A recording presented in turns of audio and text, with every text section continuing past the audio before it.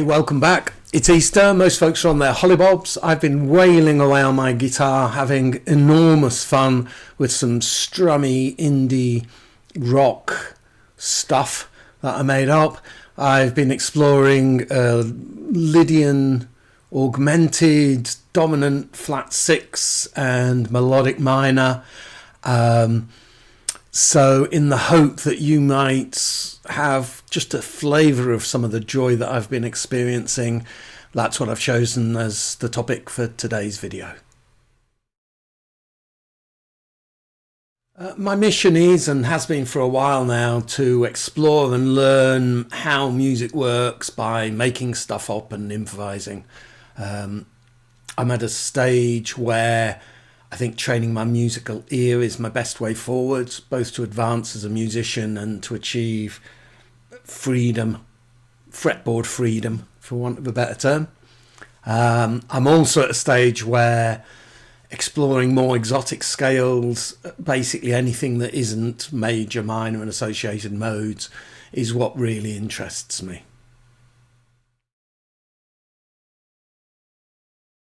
The process I've found that works for me is to pick a scale, work out which chords I can build using only notes from that scale, create some chord progressions, pop them into my looper, and then improvise using only that scale. I think the reason I'm saying this at the beginning of this video is so that, like, further on in this video, you might say, well, why don't you just play an F chord, Robin? I mean, why be so anal about not using a C?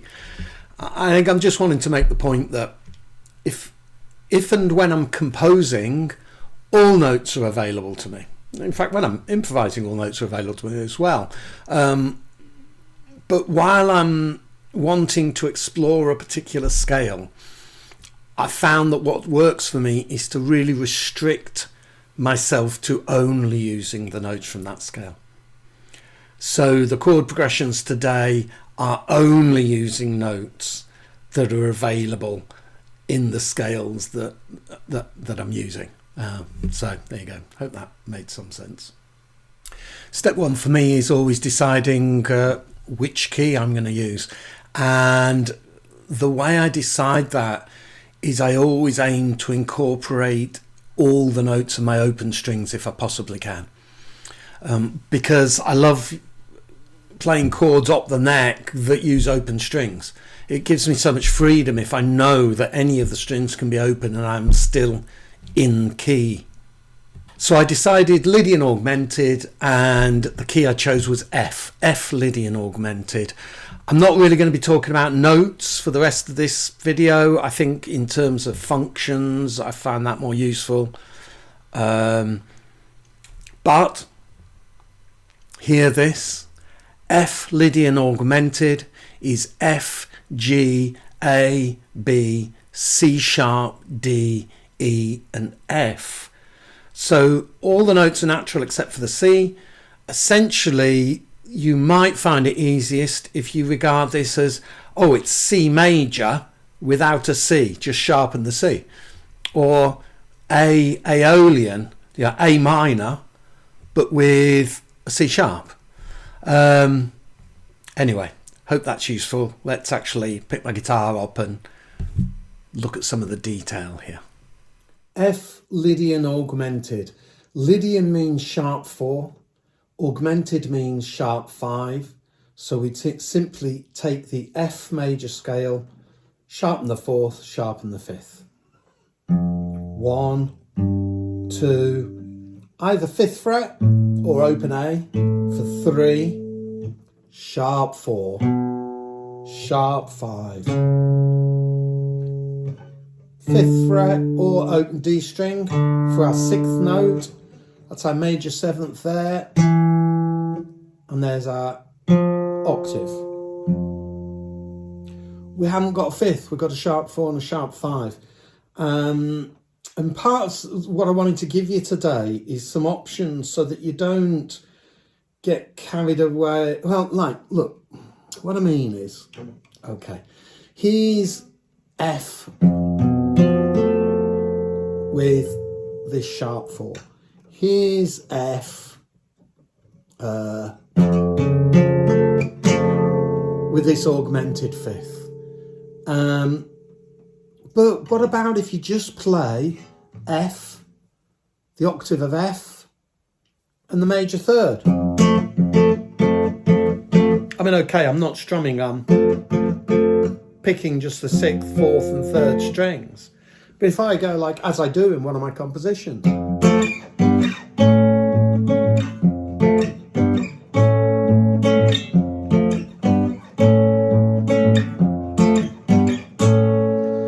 well, to all intents and purposes, that's F, G, A. And this is some of what I want to encourage you to do, is explore how you can use partial chords, particularly if you start incorporating the open strings, like I'm here. You know, that's the 6th, 4th and 3rd strings at the 9th fret, muted A string, open B and E strings. So this is a shell voicing for a minor 7.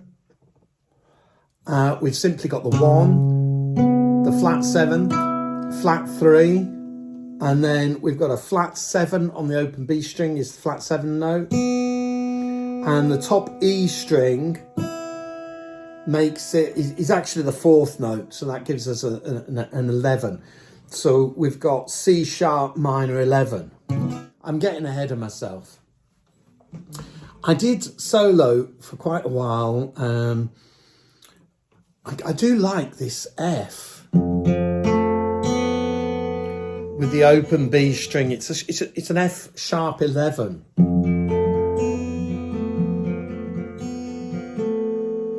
So I do like the sound of that. So for quite some time,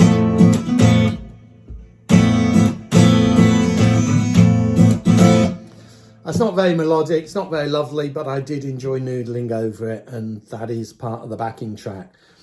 Here's some things that I thought sounded lovely and were really simple, although they sound complex when you look at the chord names. But like a bar chord, but just pushing down the 6th string at the 5th fret. So that looks like an A, that looks like a G, but because I'm only pushing down the 6th string, I've got my open B and E strings. Lovely jangly indie chords. That's actually an A major, but the B string makes it an A major 9. Similarly with this G major, but the top E open. When you work it out, that's the 13. So that's an A major 9, that's a G major 13. Up here, I'm only fingering a shell voicing of a minor 7 at the 9th fret and the 7th fret. If you were going with the chords that you get by harmonizing the scale, we've got a C sharp minor 7 flat 5 and a B minor 7 flat 5. Very jazzy. I'm not a jazzer. I don't hate jazz music, but I'm not a jazzer. So I've got these nice, I found these jangly and open, far more accessible to my mind and my ear the minor 7 flat 5s.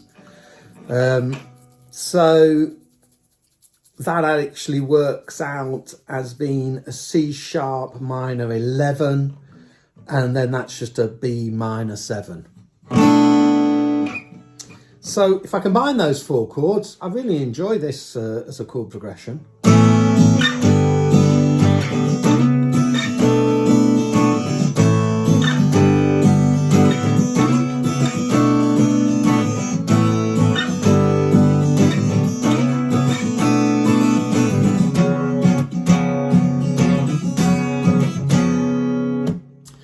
So yeah, I really enjoy noodling over this chord progression.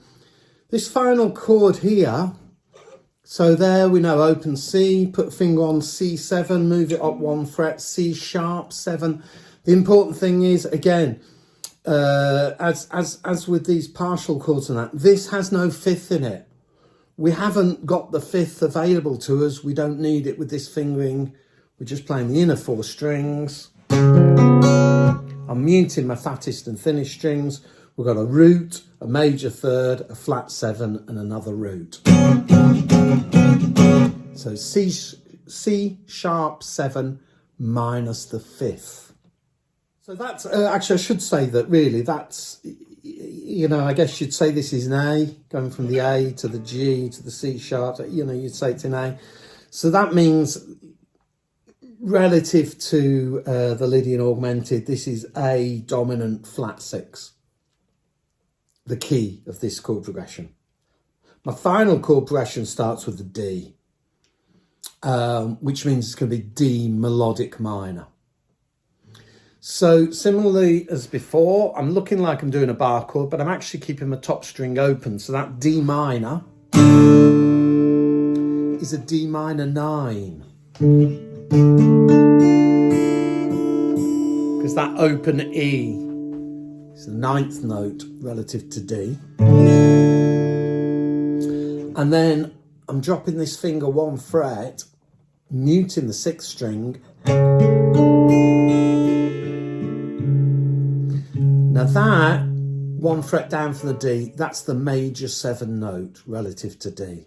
So we've got D minor 9, D minor 9, major 7. It sounds so complicated. It is a stretch, but it's not really that complicated. Then here, a nice jangly E minor. I'm only pressing down the 5th string here. So I've got my open top and bottom strings. I play an A here.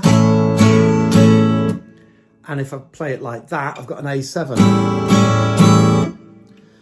I've got all the tab for you coming up shortly. So that's it for now with demonstrating and showing you the chords on my guitar. Here are the chord progressions with guitar tab on screen while I'm improvising over aforementioned chord progressions.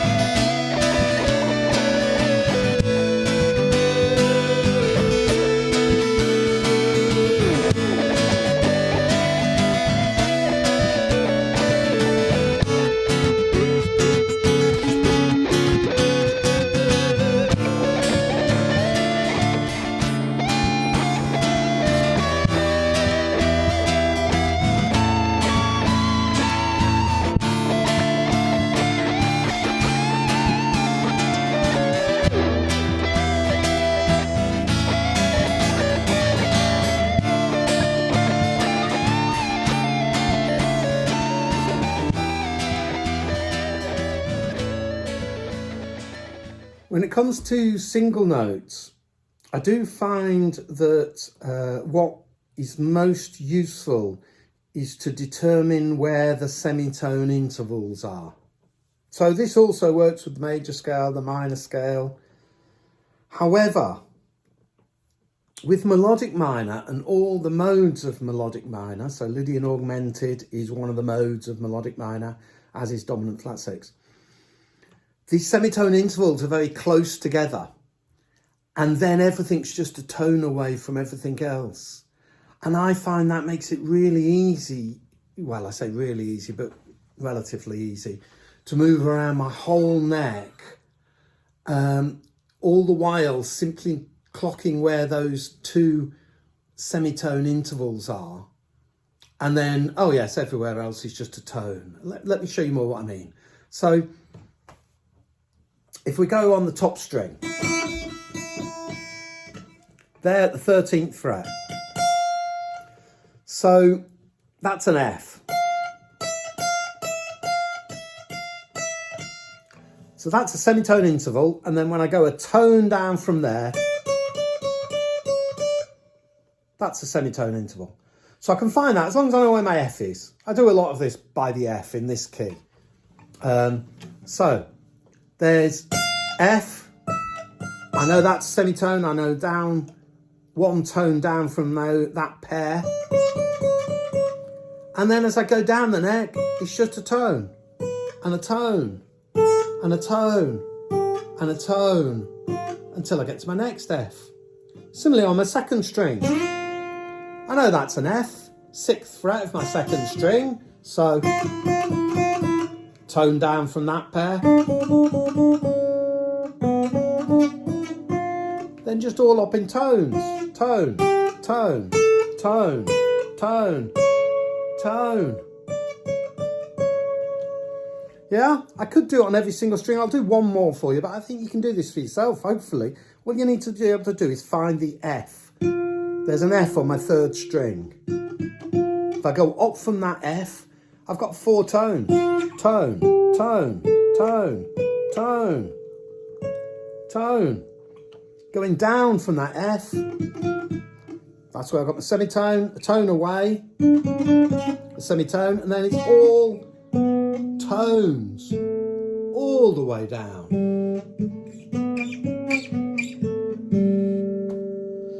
So that's top tip number 1, is that going along the string is probably an easier way to find your way around, rather than doing boxes across the strings, which I know lots of people, I mean, I did that for years. That's the only way I got around. But in melodic minor, I find this method a lot easier, a lot more freedom for me. I will, for those who like boxes, I just want to show you it's a partial box, really. So in this key, I want to show you that on the 5th string, then 4th, then 5th, then 4th. Okay, so notice semitone, tone, semitone, tone. So this is just a pattern that I've located that I just wanted to pass on to you. It's not a full scale, it's not a full box. So 5th string, that's 14 to 16. And it's the same on the 5th string as the 3rd string. And then the 4th string and the 2nd string are just 14 to 15.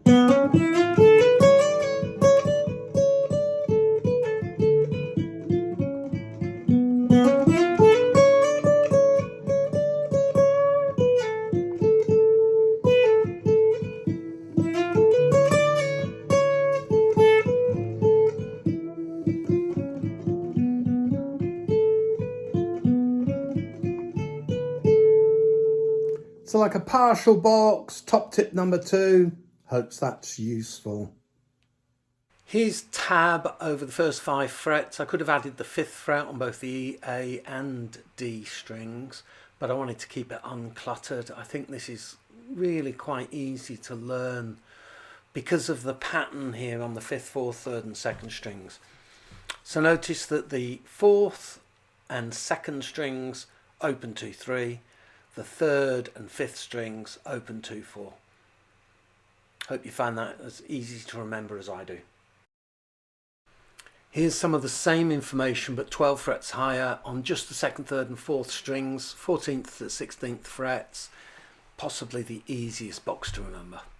Well, now it's over to you. So the rest of this video is a jam track for you to jam along with. I hope you get